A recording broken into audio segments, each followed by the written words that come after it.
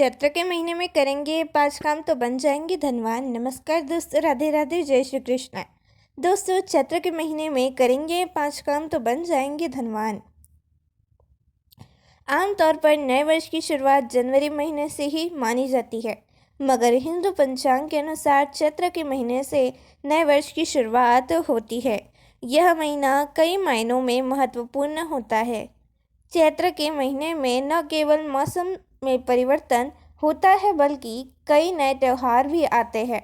इतना ही नहीं, इस मास में रहने सहन और दिनचर्या में बदलाव लाना भी बहुत ज़रूरी होता है। यह न केवल सेहत के लिए लिहाज से ज़रूरी है, बल्कि आध्यात्मिक तौर पर भी यह महत्वपूर्ण होता है। हिंदू धर्म में नए वर्ष की शुरुआत चैत्र मास के शुक्ल पक्ष से होती है। इस माह में कई धार्मिक घटनाएं घटी है जो मनुष्य के जीवन पर अलग अलग प्रभाव डालती है। चैत्र का महीना धर्म कर्म के साथ ही लेकर सेहत के मामले में भी विशेष सावधानी रखने वाला माना जाता है। इस वक्त वातावरण में गर्मी बढ़ जाने के कारण वायरस और बैक्टीरिया सक्रिय होकर लोगों में संक्रमण होने वाली बीमारियों को बढ़ावा देते हैं। इस महीने में चेचक होने की संभावना सबसे अधिक होती है, इसलिए आज हम आपको कुछ अचूक ज्योतिष उपाय बता रहे हैं जो आपके लिए बेहद कारगर साबित हो सकते हैं। तो चलिए इस महीने का महत्व जानते हैं और यह भी जानते हैं कि चैत्र माह में क्या करना शुभ होता है। कब से कब तक रहेगा चैत्र का महीना? पंडित जी कहते हैं चैत्र मास के आखिरी दिन यानी पूर्णिमा पर चंद्रमा चित्रा नक्षत्र में उपस्थित होता है, इसलिए इस माह को चैत्र कहा गया है। इस वर्ष चैत्र का महीना 15 मार्च से शुरू होकर 12 अप्रैल तक चलेगा। आपको बता दें कि इस माह में कई त्योहार आते हैं, इसलिए इसे भक्ति का महीना भी कहा जाता है। दोस्तों, चैत्र के महीने को हिंदी कैलेंडर का पहला महीना माना गया है। पुराणों के मुताबिक चैत्र माह में ब्रह्मा जी ने सृष्टि की रचना की थी। इसी माह में जगत पिता भगवान विष्णु के पहले मत्स्य अवतार का जन्म हुआ था। उनका यह जन्म वेदों की रक्षा के लिए हुआ था और वह एक मछली के रूप में जन्मे थे। पृथ्वी पर जन्मे पहले नर मनु की नौका को भी भगवान विष्णु ने असुरों से बचाया था। चैत्र माह में देवी शक्ति का अवतरण भी हुआ, इसलिए इस माह में चैत्र नवरात्रि भी धूमधाम से मनाई जाती है। यह पर्व 9 दिन मनाया जाता है। नवरात्रि के 9 दिन भगवान विष्णु के 7वें अवतार भगवान श्री राम का जन्म दिवस भी होता है, इसलिए इस पर्व को रामनवमी कहा जाता है। चैत्र महीने में सूर्य अपनी उच्च राशि मेष में प्रवेश करता है। इन दिनों वसंत ऋतु रहती है और मौसम भी बदलता है, जिससे सेहत संबंधी बदलाव भी होते हैं। इस महीने को भक्ति और संयम का महीना भी कहा जाता है, क्योंकि इस दिन में कई व्रत और पर्व आते हैं। सेहत को ध्यान में रखते हुए इस महीने में आने वाले व्रत, पर्व और परंपराएं बनाई गई है। इस महीने में सूर्योदय से पहले उठकर ठंडे पानी से नहाना चाहिए। इसके बाद उगते हुए सूरज को अर्घ्य देकर दिन भर में एक बार ही खाना खाना चाहिए। ऐसा करने से बीमारियों से बचे रहते हैं और उम्र भी बढ़ती है। ये बातें पुराणों के साथ ही आयुर्वेद ग्रंथों में भी कही गई है। पौराणिक मान्यता के अनुसार ब्रह्मा जी ने चैत्र शुक्ल प्रतिपदा से ही सृष्टि की रचना शुरू की थी।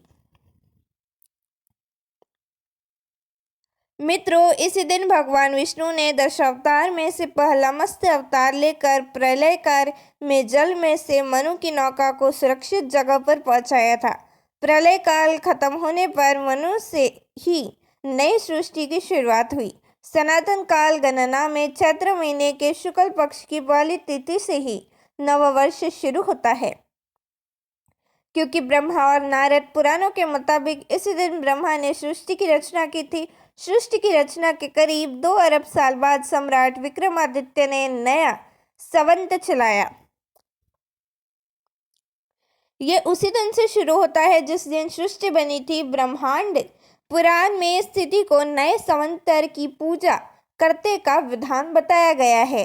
तिथि और पर्वत तय करने वाले ग्रंथ निर्णय सिंधु, हेमाद्रि और धर्म सिंधु में इस तिथि को पुण्यदायी कहा गया है। इस तिथि को युगादायी कहा जाता है, यानी इस दिन से सतयुग की शुरुआत हुई थी। इस विक्रम संवत में 2 तरह से महीने की गिनती होती है। महाराष्ट्र, गुजरात और दक्षिण भारत में अमावस्या खत्म होने के बाद नए महीने की शुरुआत होती है। वही उत्तर भारत सहित ज्यादातर जगहों पर पूर्णिमा के अगले दिन से नया महीना शुरू होता है। इसी कारण होली के अगले दिन नया महीना तो लग जाता है, लेकिन हिंदू नववर्ष महीने के 15 दिन बीतने के बाद शुरू होता है। दोस्तों, आइए जानते हैं चैत्र के महीने में किए जाने वाले इन 5 उपायों के बारे में। पहला, चैत्र के महीने में नीम के पेड़ की पूजा करें और नीम की पत्तियों का सेवन भी करें। इस महीने के कृष्ण पक्ष की अष्टमी के दिन शीतला अष्टमी का पर्व भी मनाया जाता है, जिसमें शीतला माता की पूजा की जाती है। इस वर्ष यह पर्व 22 मार्च को मनाया जाएगा। ऐसी मान्यता है कि चैत्र मास में यदि नियमित नीम के पेड़ में जल चढ़ाया जाए या फिर उसका सेवन किया जाए तो शरीर सेहतमंद रहता है और किसी भी प्रकार का संक्रमण या रोग नहीं लगता है। दूसरा, चैत्र के महीने में सूर्य देव की पूजा करना बहुत ही शुभ होता है। इस माह में सूर्य की पूजा करने से आपके जीवन में ज्ञान का प्रकाश आता है। इतना ही नहीं, आपकी कुंडली में यदि सूर्य देश है तो वह दूर हो जाता है। इस माह नियमित रूप से सूर्य को अर्घ्य देने के लिए आप जल में गुड़हल का फूल और लाल चंदन मिला सकते हैं। ऐसा करने से जीवन में अनुशासन आता है। मन में बुरे विचार और छल कपट आना भी बंद हो जाते हैं। तीसरा, इस माह आपको भगवान विष्णु की पूजा और आराधना भी जरूर करनी चाहिए। इस माह आपको भगवान विष्णु के मछली के स्वरूप की पूजा करनी चाहिए। मछली पालना और उसकी सेवा करना भी इस माह बहुत ही लाभकारी होता है। ऐसा करने से देवी लक्ष्मी भी प्रसन्न होती है, जिससे आर्थिक दशा भी सुधरती है। चौथा, चैत्र मास में देवी दुर्गा और उनके 9 रूपों की आराधना करना भी बेहद लाभकारी होता है। इस वर्ष चैत्र नवरात्रि 31 मार्च से शुरू हो रही है। इस दिन घट स्थापना का अलग ही महत्व होता है। ऐसी मान्यता है कि घट स्थापना करने के आप 9 दिन के लिए अपने घर में देवी को रहने के लिए निमंत्रित करते हैं।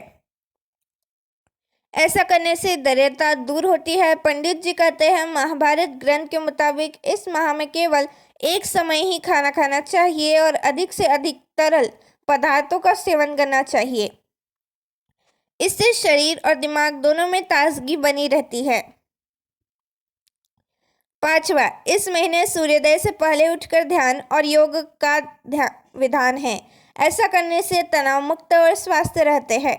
इस महीने में सूर्य और देवी की उपासना करना चाहिए, जिससे पद प्रतिष्ठा के साथ ही शक्ति और ऊर्जा भी मिलती है। चैत्र महीने के दौरान नियम से पेड़ पौधों में जल डालना चाहिए और लाल फलों का दान करना चाहिए। छठवां, चैत्र महीने में एक वक्त खाना खाने से बीमारियों से बचे रहते हैं। इस महीने में गुड़ खाने की मनाही है। वही नीम के पत्ते खाने की बात आयुर्वेद करता है। सोने से पहले हाथ मुंह धोने चाहिए और पतले कपड़े पहनने चाहिए। हल्के कपड़े पहनने चाहिए। संतुलित श्रृंगार करना चाहिए। इस महीने भोजन में अनाज का उपयोग कम से कम और फलों का इस्तेमाल ज़्यादा से ज़्यादा करना चाहिए। इस महीने में बासी भोजन खाना बंद कर देना चाहिए। आयुर्वेद के मुताबिक इस महीने में ठंडे जल से स्नान करना चाहिए और गर्म पानी से नहीं नहाना चाहिए। सातवां, नीम के पत्तों का उपाय। नीम के पत्तों को आयुर्वेद में सेहत के लिए बहुत ही लाभकारी माना गया है।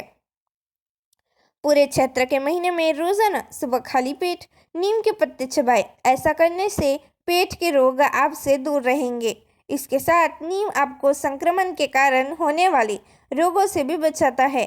चैत्र मास में नीम के साथ मिश्री या गुड़ खाना भी फायदेमंद रहता है।